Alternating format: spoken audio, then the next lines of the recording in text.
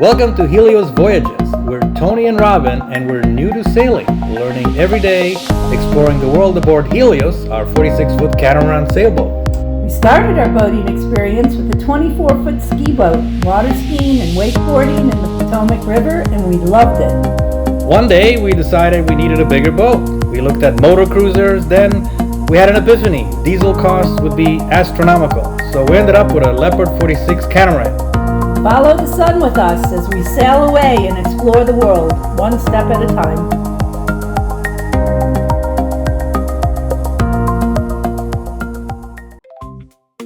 So in the previous episode, we had trouble with the starter. I ended up having to hit it with a hammer to get it going, and we got on the way on our trip. But I did have to get a new starter, install it, and then I got left with the old starter, and I figured, why don't I try to rebuild it, see what's wrong with it. And it turned out I just needed a set of brushes, and I started rebuilding it. Okay, so I'm gonna try to bring the starter back together. It's an OEM, so it's kind of worth it. So here's what I'm talking about, is the starter. I determined that internally it's just fine. I just need to change these brushes and need some cleaning just in case. But yeah, these brushes are shot. There's only two of them are working. And really, like these were working and these were not working. They're all like kind of stuck in there and rusted. So the fix is get another one of these. I found one on the internet. It was like $20 including shipping. Like a starter brush set, and they work on this Hitachi starter. There's a new versus old.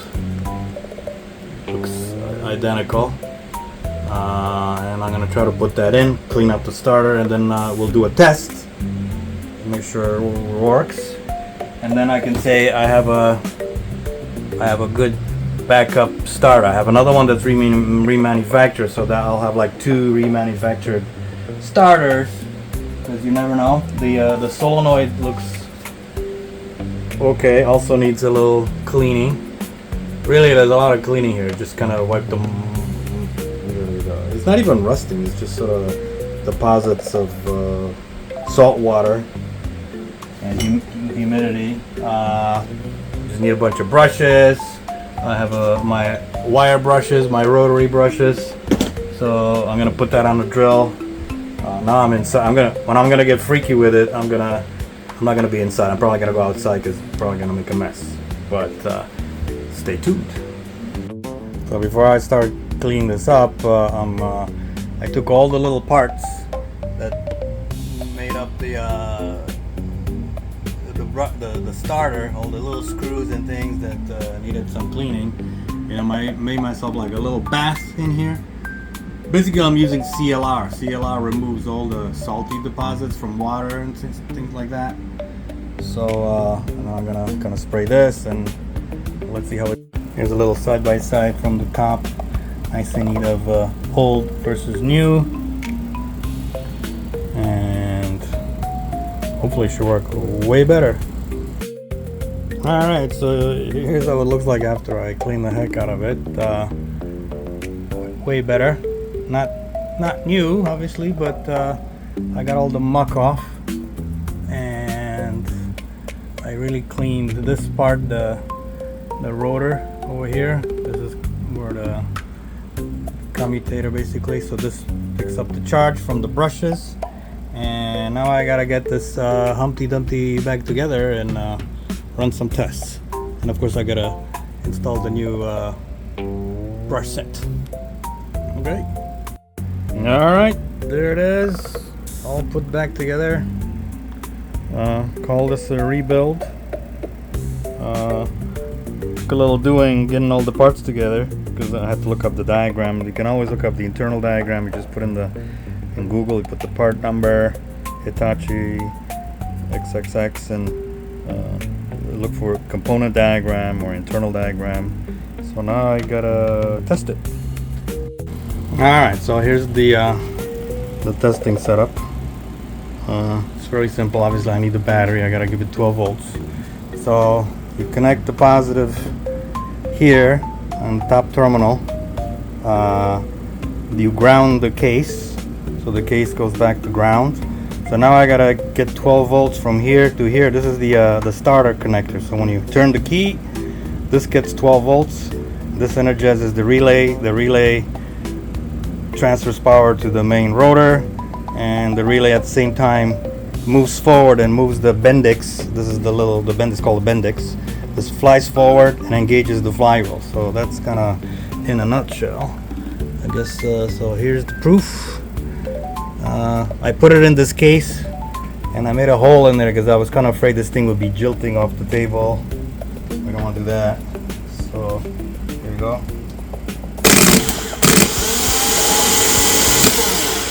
So the engine would start. So there you go. I think we did pretty good here. So I'm gonna put all this stuff away. Got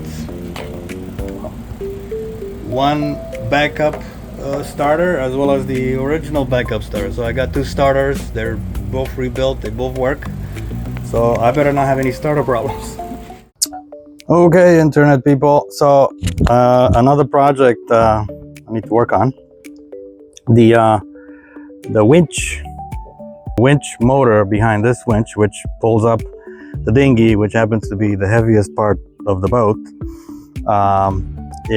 It wasn't working. There's a button there, and basically I started troubleshooting it earlier, and I went in around the backside. I unbolted.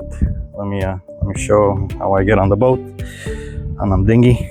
So we just step on it like this without falling.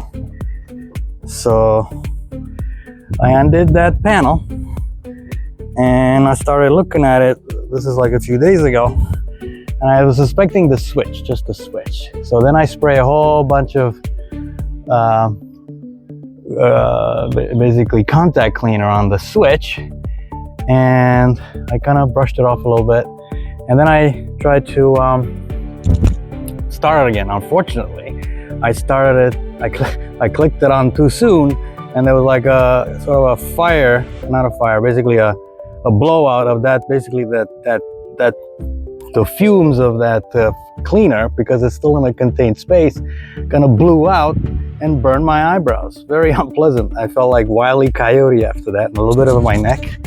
So I'm still recovering from that. So that gave me some PTSD. So then I came at it again, and this time I did it the right way. I said, I suspected also the brushes were like sparking too much, so they probably need changing, looking at. So I'm gonna change this switch. I took the switch out. I'll show you how bad it is. I took out the winch motor from behind here. There were basically only two screws holding it, one here on the winch. I disconnected the power leads and I put them in there. I taped them, colored them, and also hung them by the string because you kind of don't want to lose them back in there. They're holding onto the relay. There's a relay, a power relay. So let's go back to the boat and show you how that winch looks like. The motor. There's the screws that came off of it. Now this switch, the two leads at the end, they came right off. So that might have been part of the problem as well. The switch wasn't working. I heard the relay clicking when I was clicking this. One's a high speed, one's the low speed. But I'm gonna change the switch. I'm gonna get in here and change these brushes. I got 4 brushes. I got them on the internet. This is a kind of an oddball. I guess they're all behind Harken Winches. There's these extra. I'll put what it is in the note. Iskra. It's basically made in Slovenia, but kind of a common part behind motorized Harken winches. So here's the brushes I got. Somebody in Texas happened to have them, so I'm gonna try to swap them out. Let's see. To replace the switch, I had to go to West Marine. I tried to go to automotive stores. They had toggle switches. They were little weird shapes on big chrome thing, but we want one that turns like it's a toggle momentary. It means like when you flip it in one direction and the other direction it comes back. It has to be at least 15 amps. That's what the old one was. And here it says 15 amps, and it's momentary. Now the problem with this one was like these terminals were totally like worn out and the leads were coming off of it. This one I had to kind of yank it off, so it's time. And it has to have a long enough neck because it has to fit through all that fiberglass. So I'll put the hat on. I do have lots of these hats. I have red ones and black ones. So in continuing trying to figure out this winch that goes into that lifts the dinghy up, the port side winch is giving me trouble. I showed you earlier how I took it out. I tried to change the brushes. I had the wrong brushes. Now I got the right brushes. I had to order them from Germany somewhere, from a place called Sulej Ladenborwand. So I got them. I'm gonna get busy with this winch again. Basically all you gotta do is you take these two screws out, this comes out, all the brushes are here. I already cleaned the rotor, so let's get to it. Well, it's the part is out. So here's the essentially the brushes. I'm gonna change these brushes. I think they're worn, so I'm gonna replace them with the new brushes. It goes back in there. So let me start tackling the brushes. So I took one out. So check out the difference between these are the new ones and these are the old ones. So they're, I want to say, almost half as long, and you know they go inside here. And the spring, even though the spring's able to push them in, see they're kind of out here. So the rotor is closer. So it's basically if this brush is not right on that rotor, it won't make it spin. You won't be able to transfer the electricity. So let's continue. Well, I swapped them all. These are the new ones. Look at the old ones. Like, it's kind of amazing it worked at all, even if I was trying to even if I was kicking it with the hammer and I don't know, getting lucky, getting a few turns out of it. I mean, they're half than what they were. So now these are spring roll. The kit came with springs as well, new springs and screws, but there's nothing wrong with the springs. If they were rusted and a mess, then yeah, I would have changed them. So looks great. I'm excited. Well, now I gotta get it back in there and screw it in. Well, while I have this out, I might as well give it a little wire brush cleaning. It should all be clean like this. I cleaned the last time, but with the old brushes not quite reaching the rotor, it was probably arcing, sparking, causing all this carbon deposit. So let's clean it up. So after the wire brush, I hit it with a little sandpaper, 320, 800, and now I'm doing 1000. It's good to have a nice smooth surface. That would make it less abrasive for the brushes, since now they're going to rub right against this rotor.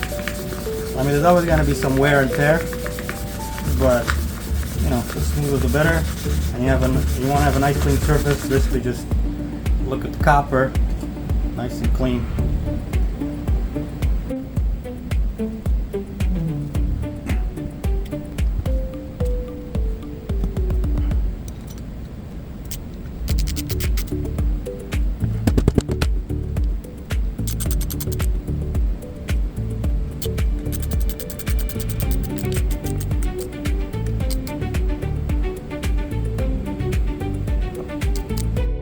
Okay, so it looks legit, and they're good.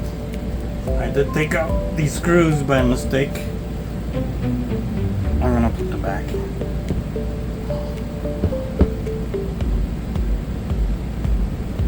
As you probably want to know, that the reason to try to fix these things is because These things are so expensive. A winch like this, it's like $4,000 with the motor and the winch. So if you can figure out what's wrong with it, you can always get parts. Even if you have to go to Germany for the parts. Okay. The reason I took out these screws is because I was trying to take out the front. It wasn't quite coming out, basically because the leads were tied to the brushes. They had like 2 leads coming out, and I really had to unscrew those, and then it came out right up. So, and I thought I had to go deep. I forgot how I did it last time. So, all right. Well, now I'm gonna test. I gotta test. So, I tested. I made this diagram. So I need to test basically the 2 speeds. This thing moves clockwise and counterclockwise. That's 2 speeds. I need to test both speeds, like slow speed, fast speed. So I'm gonna go test like the circuit on the left. So it's like positive to 1D1, negative gets 2D2, and then I got a jumper 2D2 to A2. So the A2 is probably the stator inside the motor. So it needs to also get electricity. And then we're gonna do the opposite. So this is what it looks like when you give it. I have a battery. I hooked up the battery to the leads. Now this is the jumper. This is the jumper. So no matter which one I connect. So look, it's moving, and this is like the slow power round. There's a lot of power going through this thing. This jumper is not that big, but it works one way. Now let's test it the other way. Okay, so now I'm testing the other circuit.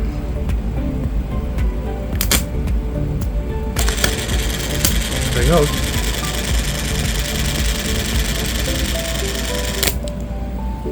And that's that. So I was able to mount it back. I did this once before, and it's not easy. A bit of both finger yoga. So right now, let's see. That one's working. This one's working now as well. So we just press the button. Let's go slow. Right away. Let's go fast. And obviously the line's not tight, but it's working well. I just tested lifting the front. I had to do the whole job whilst really dangling on the dinghy. I tied it off here. It's tied a little taut on these lines, so really I'm using it as a platform. I got this little rag going on, and this is where the magic has to happen. And there's a hole. There it is, bag in there. So, you know, there's 2 screws holding it up against the winch, the whole motor assembly. And then there's these thermals. I had to kind of number everything, put everything back, including the button. And here you go again. That's fast. That's slow. So now I gotta clean it up, button it up, and project done. Cheers.